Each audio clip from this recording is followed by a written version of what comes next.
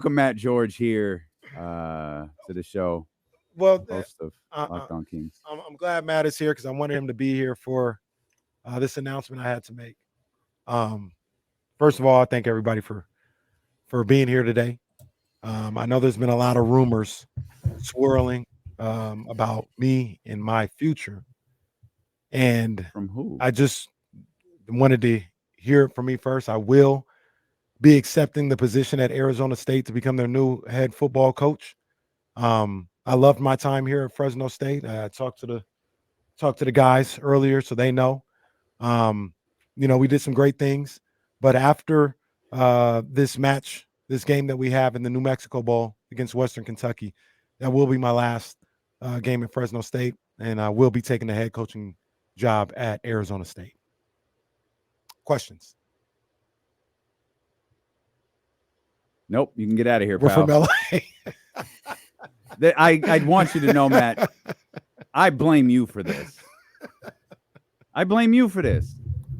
Your guys' little love for college NCAA college football sparked that moment. Well, there were rumors. From who?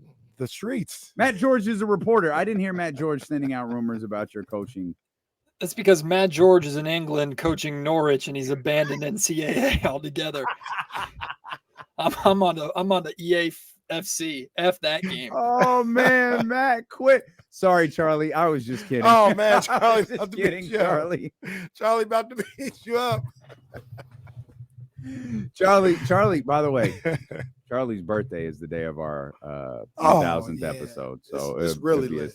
So you just threw the controller and quit, huh? I honestly haven't played in a week. We talked last week about me starting. I haven't played in a week. Yeah, I'm playing other games in the spare time when I'm not stuck in Sacramento. By the way, change Sacramento's slogan from City of Trees to City of Never-Ending Frickin' Road Work. I'm so tired of being stuck in the same roadwork traffic. Causeway Classic, the Causeway Roadwork. Freaking Highway 50, they've been doing the same roadwork since I was born. Now the I-5, I-80 merge in Natomas, roadwork. Thanks, guys. Every route you could possibly go, roadwork. Working in downtown Sac is rad. That airport to getting back into the city, the route right now is just nasty work any time of day. It's just terrible. Anyway. But yes, I will get back in NCAA. I will get back in NCAA eventually. Try getting on 65 at any time of the day. Yeah. Okay. Well, congratulations. Are you finished? In 1 year? You left after 1 year? Well, he has no morals when it comes to this stuff. Like, he's not worried about the kids, Matt. Loyalty. It's okay. He's the kind of coach that look, he shows up to his job wearing 16 different hats of different universities because it matches his outfit. My running back was a senior. My star wide receiver, he was going to go to the pros. My star defensive lineman, he was going to go to the pros. Inherited him too. It's time to move on. Because you kicked out the other coach when you took the job. When you started up your franchise, you kicked that coach out. 1 year. Just imagine that, a coach for 1 year. It happens. It happens. He gets everybody out of there, and then he leaves. They're calling you sellout Caraway. Oh man. I mean, look, Ramsey will appreciate it. Like I said, forks up, baby. Forks up. Are you coaching Scottaboo, our boy, Cam? He might still be there. I don't know. He's a senior this year, so I'm in the next season, so he probably won't be there. Cool. If he is, I'll make sure I give him some plays. Matt George, host of the Locked On Kings podcast and ABC 10, as we put Kenny's video game nonsense behind him. And I do love the little footnote that Matt's just quit. That is kind of game's hard as hell, Kenny. Everything you tell me is bull crap. Everything. Oh, defense, you'll figure it out. No, wrong. Because as soon as you figure something out, they do something else. Oh, if you have better players, until those better players play for me, and then they fall apart. I understand, but you still got it, Matt. You can make it happen. No. I've had 7 jobs. I've had 7 jobs in the same year because I restarted every single time. I think I'm a cancer. Oh, I thought it was because you got fired. I fired myself. I've fired myself and gone back in time and tried again. Try not to go cover 2 unless you're in the red zone, because that becomes an issue. My problem is my players are cover nothing. They don't cover nothing. Oh, all right. Poor Matt. How can you've had some great episodes of the Locked On Kings podcast Shut up. Recently? Well, look, I'm not playing the game, so don't get mad at me. I'm pissed. Traffic and NCAA, and it puts me in this mood. You pissed off Matt in the first 5 minutes he was I don't here. care about your damn announcement. I don't care about my podcast. What do you want to talk about? Can you talk about SummerSlam? Sure. Talk about SummerSlam. You see Seth is hurt. No, I didn't. That's why they had Bronson repeat the hell out of him. Oh, They had to take him off TV. Yeah, Seth is hurt again. What did he hurt? I didn't see. I just said that's what they had to write him off television for a while, which I think is good. Get healthy, and it prolongs the stuff with Punk a little bit. You could get Punk and Rollins to WrestleMania somehow. Okay, Seth gets hurt as the guest referee. Cool, good job. I Seth. think Seth has been hurt. I'm not even sure that he was 100% when he came back. It felt like he came back a little quicker than he should have, especially the way that he was moving after WrestleMania. Mm-hmm. I think he's pretty banged up. He's a little bit older. I don't know how old Seth is, but he's a little bit older. We loved the show. Did you love the show as much as we did? I loved every bit of it. I mean, I thought it was an incredibly stacked card. I thought the opener was the best part of the night. I thought Rhea versus Liv was incredible.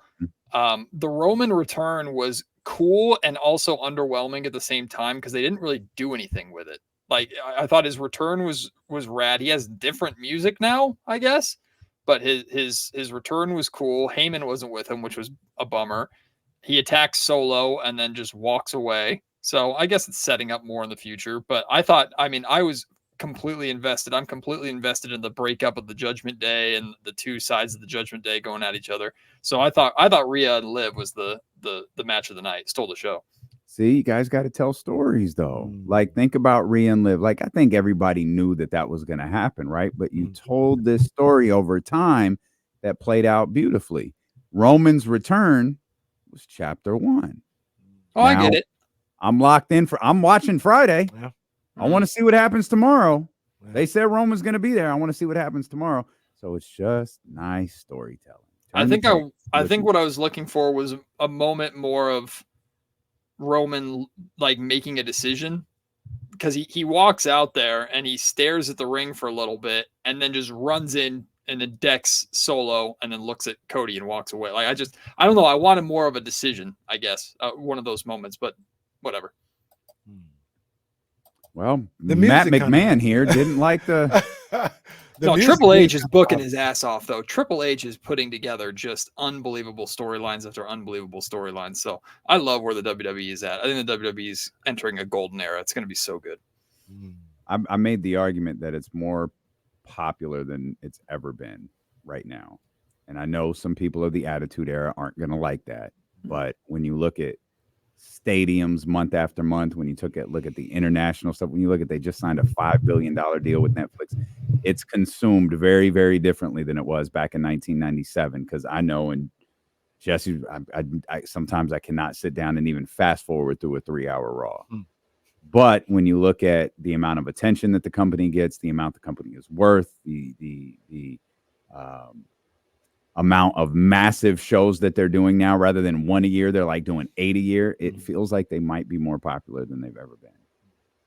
Yeah, I feel that. Yeah, absolutely. I still don't watch their episodic shows. I don't. I just watch highlights on YouTube of the best segments that I care about. That's all I care about. Yeah. Do you think they could have done that in the Attitude Era? Like the stadiums? That's where it really started. I mean, they did a few with Hogan, of course. They did Toronto. I think they did Toronto twice, one with Orndorff and then the one with the Warrior. They did a really big show at the Hoosier Dome for WrestleMania 8. But outside of that, I don't think they have any shows of that caliber. In 97, they did the Alamo Dome, and that's where they really started to like flirt with the stadium stuff and do bigger shows. So yeah, probably. I mean, during the Austin Rock era, they could have. I don't want to sound like Manny here or nothing like that, but you think high schoolers look at wrestling the same way we did? Like, what I mean by that is, I know in the halls of McClatchy High School, like we was cutting promos in the hallway. Like we had the shirts, the DX shirts, the Austin 316 shirt, all that other stuff. You think that happens nowadays? That's a good question. That's the guy who covers high school sports. Do they ever do like crotch chops after a sack or something? They should. It'd make it more fun.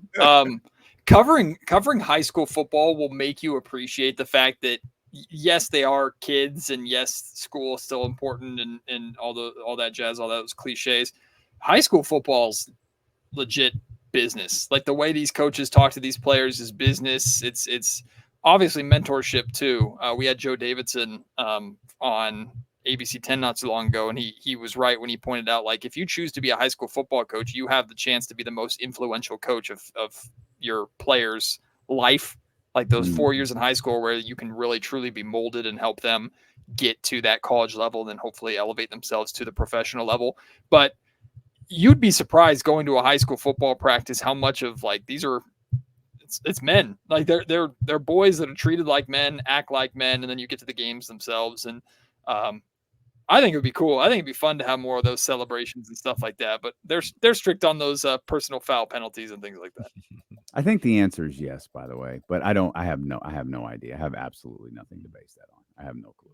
I know. I don't think they do like I said, I got an 11-year-old. I don't think they're talking about wrestling the way we did. I don't think they're into wrestling the way we were, but I don't know. I really, much like you, I don't know. Matt, let's talk about De'Aaron Fox because this is something everyone has their eyes on, and it's actually something we've speculated about a little bit, like obviously with what's going on with the San Francisco 49ers, Brandon Ayuk, and Brock Purdy's upcoming contract extension.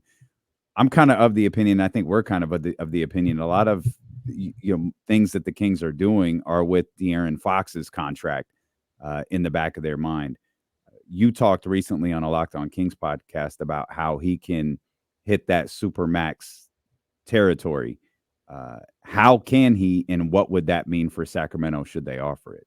Well, all he has to do is do something that he's already done once before. It's make an All-NBA team. Mm-hmm. The problem is, though, the fact that he's done it once before actually works against him. It's now going to be harder for him to get back. Like he got there by the Kings being the zero to hero story, right? Going from rags to riches, and they were a top 3 seed, and the NBA gave Sacramento all sorts of awards because I guess they felt obligated to do so. You're not getting that again. Like the only way you get there from that alone is, I think, winning the West outright, being a number 1 seed. But for me, it's going to take De'Aaron putting up not just the best numbers of his career scoring wise. We're talking about himself putting himself in like that undeniable category, because De'Aaron's had a career here in Sacramento of doing great things, and whether it was not enough wins or insert reason here, like because he played for the Sacramento Kings, there was always a yeah, but.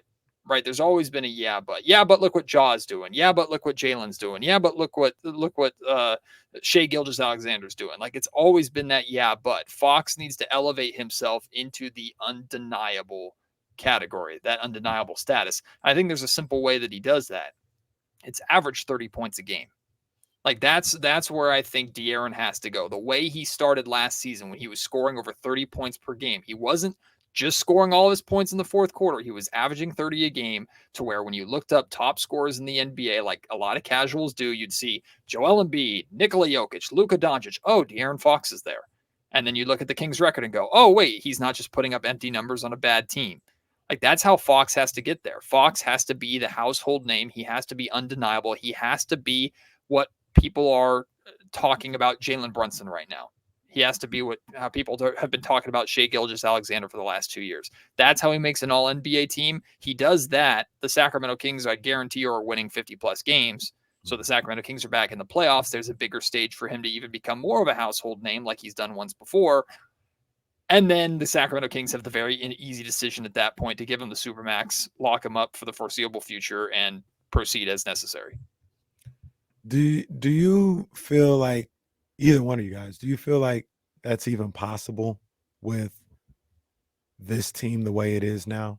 Like for him to have that type of season that gets him, an All-NBA 9. What I mean by that is they got a lot of heat on this team. Mm-hmm. You know what I mean? And I think with everybody that they have, it won't be looked at as Fox carrying this team the way Jalen Brunson did for the Knicks and SGA for OKC or anything else like that. Like, they might be too good as a team for him to get the level of respect he deserves to be considered for All NBA. Again, I think that's where you have to get into that undeniable. Like the team is going to be good, and there's always going to be people that shortchange. Oh, Sabonis is with him, or DeRozan's with him now, or Keegan Murray, or Malik Monk, or this and that. But if that's where Fox just has to separate himself, that's what's missing. That's the next level of De'Aaron Fox, is just separating himself in a level where, look, the New York Knicks are a really good team. They're going to be a great team, especially now with the addition of Miles Bridges, right? But, oh, sorry, I said Miles Bridges, Mikal Bridges, excuse me. Mm-hmm. But everybody knows Brunson's the dude on that team.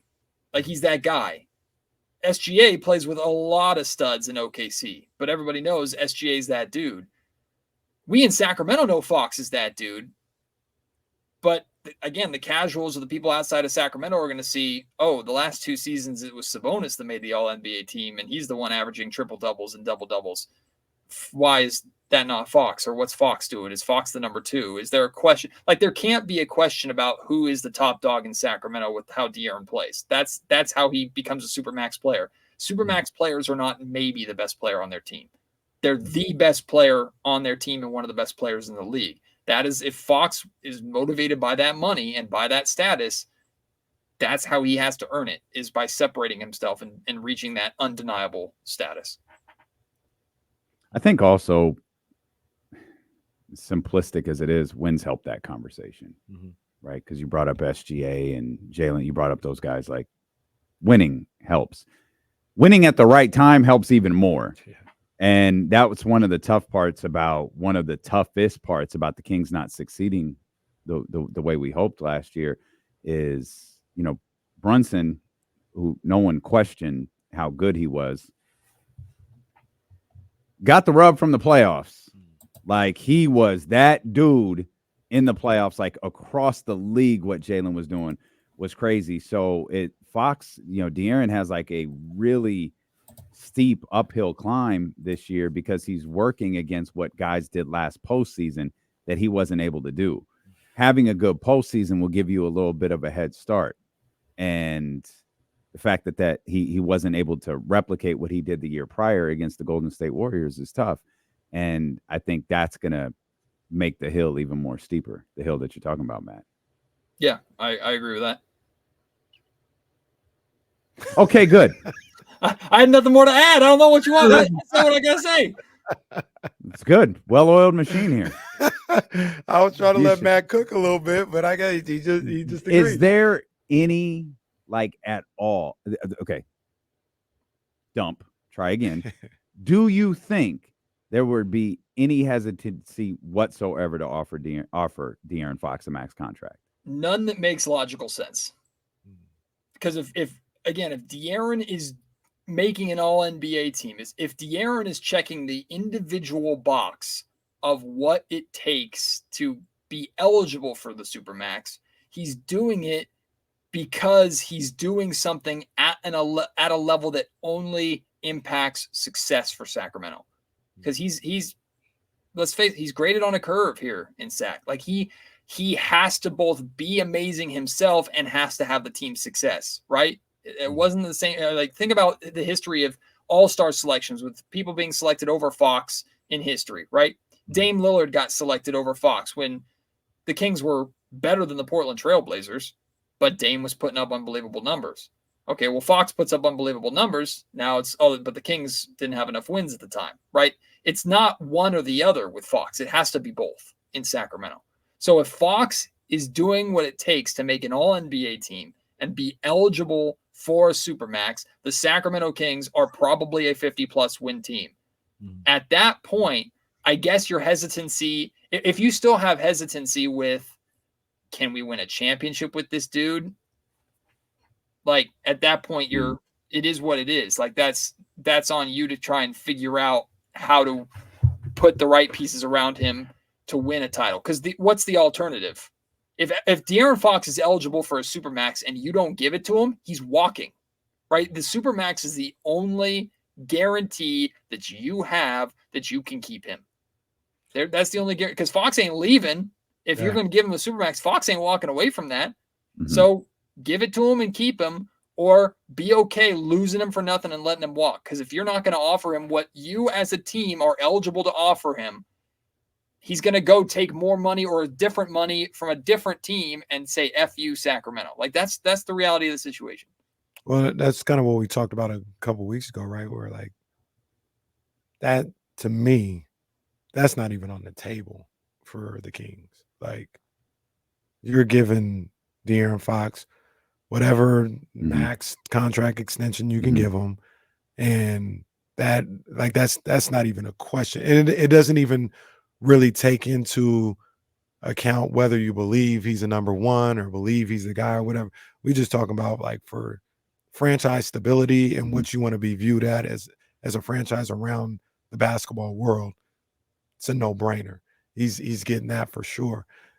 The thing, and I think that's how they feel. I do too. The thing that I wonder with him trying to make this all NBA and get Supermax and all this other stuff is, what do you think that looks like? We talked about, like, 50 wins and him being, pretty good, but what do you think that looks like statistically?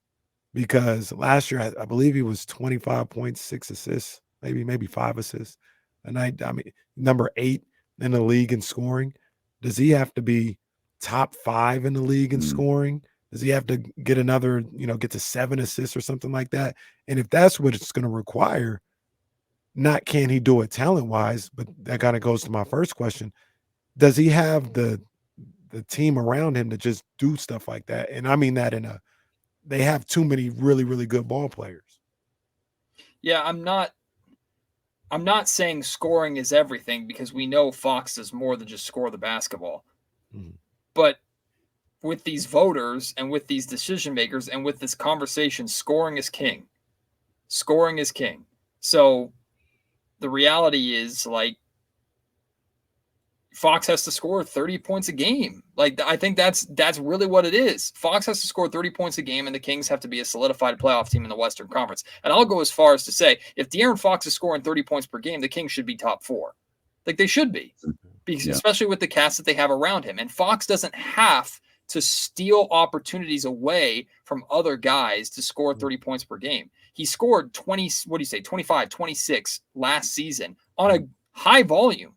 It's not like he was doing it on 14, 15 shots. Plus, if he was, I'd be telling him to shoot the damn ball more. Like, Fox is your dude.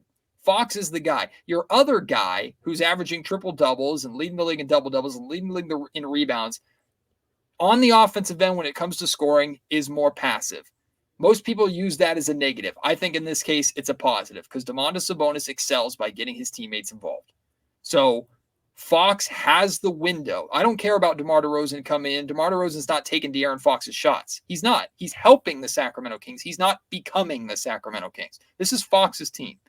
Fox is going to take you as far as he's going to go. If Fox is committed to being paid the Supermax, if that's his chief motivation, which the fact that he's turned down 2 contract extensions would suggest that is what he's motivated by, in addition to winning, but I think they go hand in hand, then he's got to score 30 points a game. The other stats are nice. The 3-point shooting is nice. Better free throw shooting would be great, and all this would help him get that 30-point mark, by the way. The better defense is awesome. He has to score 30 points per game. Like, that's how he separates himself and puts himself in an all-NBA category in a league that is dominated by guards. And every single season or every other season, it feels like another guard inserts himself or reinserts himself in the conversation. Ja Morant is going to reinsert himself into the conversation now. He wasn't last season. He wasn't really the season before. Right. Ja Morant's reinserted. Brunson's there now. Shea's there now. Steph is still in the conversation, whether it's a legacy award or not. Right? Fox. After what he did today, he can have it. Yeah. Fox has to separate himself, and 30 points per game on a winning team with home court advantage in the Western Conference, that's what gets it done. Did you watch USA and Serbia today? Oh, yeah. That was fun. Did you see why Mike Brown left Steve Kerr's staff? Well, all right, Matt. Did you ever think he was going to lose? They were going to lose that game? It feels so unpatriotic to say yes. Yeah, I said it live with 8 minutes. I think this thing's over. Yeah, someone tweeted, and I actually love the tweet. It was like, it's fun to see Team USA play with desperation because they're not usually in that spot. So we saw the greatest players in our country, an absolute super team, play desperate. And then we got that special comeback at the end, and we got those special moments and a big Steph 3 and LeBron's dunk and Joel Embiid figuring it out. So that aspect of it was cool. But yeah, there was a time creeping in where I'm like, wow, like the Team USA is about to lose to Jokic and Bogdan Bogdanovic. There's talk going around. There's talk going around now, the Twitterverse, that Team USA won because they stopped listening to Steve Kerr and just started hooping. And people were, it was a joke or whatever. Mm-hmm. But people are like, there's a clip that I'm looking at right now, and they're like, honestly, it's not that far-fetched. Like, look at Melo on this play. So the KD, dagger shot or whatever, Mm-hmm.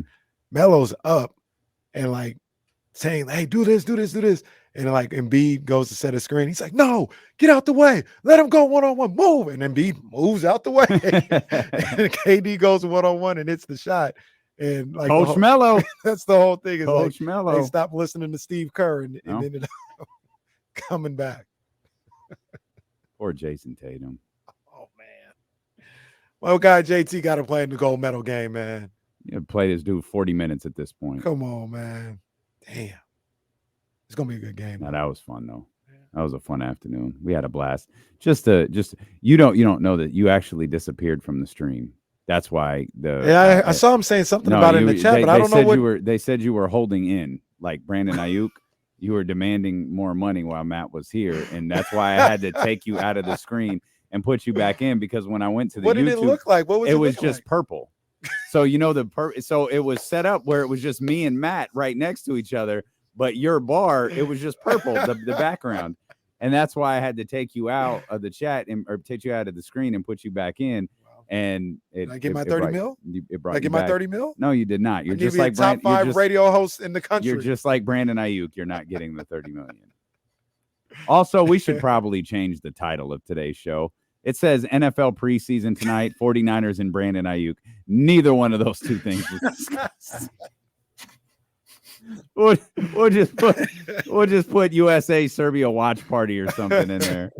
Today I was kind of searching. I was like, keyword here 49ers, keyword here NFL. This will work. Yep. No, that wasn't what we did at all. We watched that game live and reacted to it. Like you said. That was a good time. It was a blast. Yeah, it was fun. And we'll get to do it again tomorrow when the USA women play. Hopefully it's nothing. I don't think we're getting the same drama. Yeah, I hope not. Who they play? I hope not. Is it Germany? I don't know. I think they played Germany. I don't remember their bracket. I don't even know who their gold medal game would be against. I cannot remember. Great stuff as always, Matt. We appreciate you. Sorry you've quit NCAA. Sorry your career is an NCAA. You got this, football. man. Get back in there, baby. Get back in there. Come on, just take a break. You could do it, Matt. Come on. Give the old. Go back to being the GM of Raw. No, you know what I'm going to do? I'm going to turn Alabama into a 1-star. That's what I'm going to do. I'm going to go to the best places and drag them down to there. I'm going to do the same thing I do when I play the NASCAR video game. I turn around and drive the wrong way and cause wrecks. That's what we go to the Buckeyes. That's the best you could go to Michigan and cheat. Well, that's what they do there. Is Michigan Wolverines. Be a champion. You cheat. Champion. Make sure you're following Matt George's podcast, Locked On Kings podcast, whether it's on a podcast platform or over on YouTube. And, of course, his great work over at ABC 10. We are headed out. We're headed over to 102.5 KSFM. We hope you'll join us there. If not, we'll see you tomorrow at 10 a.m., beginning with the Insiders on Sacramento Sports Leader, ESPN 13.